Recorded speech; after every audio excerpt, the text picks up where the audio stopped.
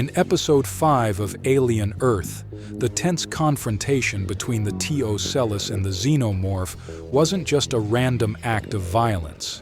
It was a perfectly orchestrated attack that solidified the parasite's place as a cunning and strategic threat. The T-Ocellus's intelligence is showcased right from its escape. By observing a locking mechanism hadn't operated properly, it demonstrates a chillingly keen problem-solving ability.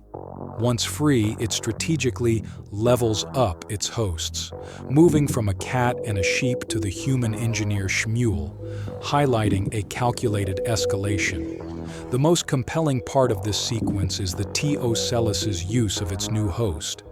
Operating Shmuel's vocal cords, it mimics the Xenomorph's classic chittering sound, a direct and intentional provocation to summon it to the bridge of the Maginot.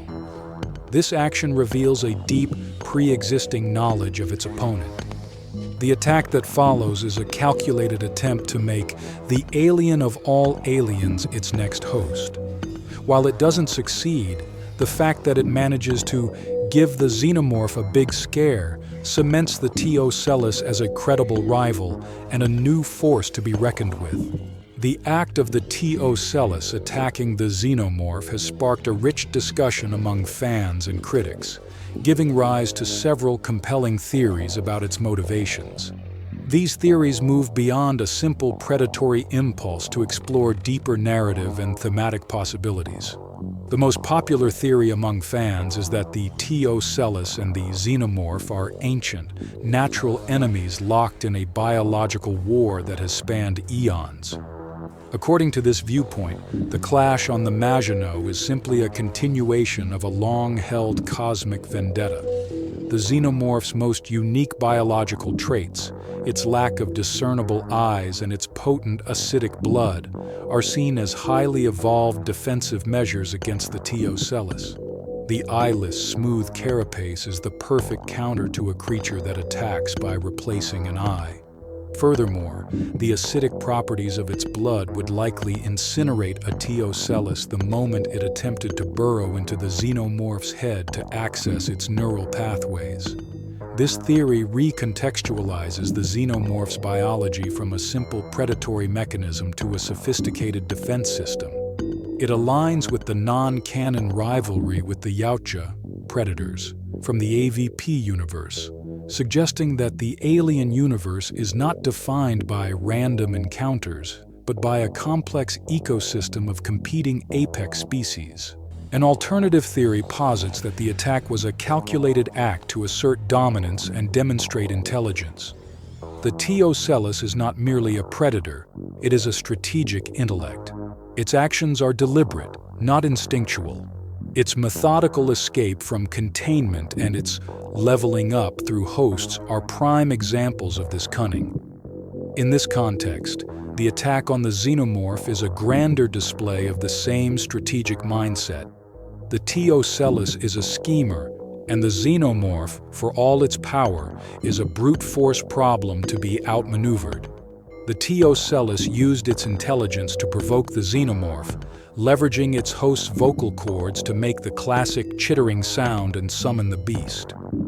This theory reframes the confrontation as a battle of wits, where the cunning, smaller creature challenges the power of a larger, more established monster. It signals the emergence of a new class of enemy in the franchise, one that can outsmart the Xenomorph rather than simply outfight it. This theory introduces a more utilitarian motivation. The T-Ocellus is a parasitic organism protecting its flock of potential hosts from a more destructive competitor. Unlike the T-Ocellus, which requires a living body to pilot, the Xenomorph's life cycle is fundamentally destructive, resulting in the death of the host. To the T-Ocellus, a human is a potential vessel. A chest-bursted corpse is not. Therefore, the Xenomorph's presence is a direct threat to the T-Ocellus's long-term survival and propagation. This perspective suggests a form of self-interested alliance with humanity. The T-Ocellus's prior action of seemingly warning a crew member about an escaping blood tick or at least distracting her, is cited as evidence for this idea of a temporary, mutually beneficial relationship. In this view, the T-Ocellus is not a benevolent creature, but a pragmatic one.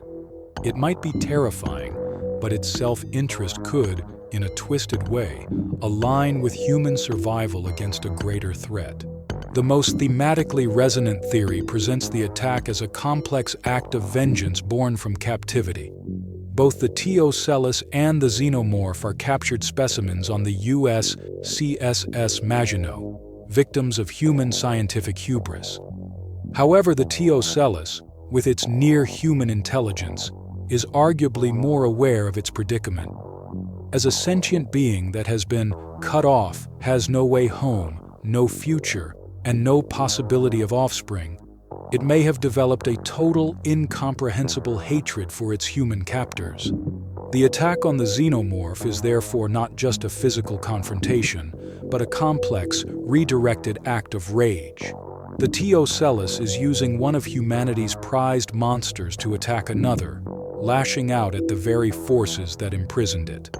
This perspective reframes the T-Ocellus not as a simple parasite, but as a character capable of sophisticated hatred, a terrifying parallel that suggests the T-Ocellus is, in this regard, the most human of all the creatures. The clash between the T-Ocellus and the Xenomorph in Alien. Earth has far-reaching implications for the franchise's lore and its core themes. The introduction of the T-Ocellus fundamentally expands the nature of horror, moving beyond the Xenomorph's primal, reproductive terror to include a new, intimate form of psychological dread, the horror of losing one's cognition and bodily function. This dual approach to fear keeps the franchise fresh and unsettling. Furthermore, this single encounter fundamentally re-contextualizes the Xenomorph's place in the universe. It is no longer the sole, unchallengeable, perfect organism.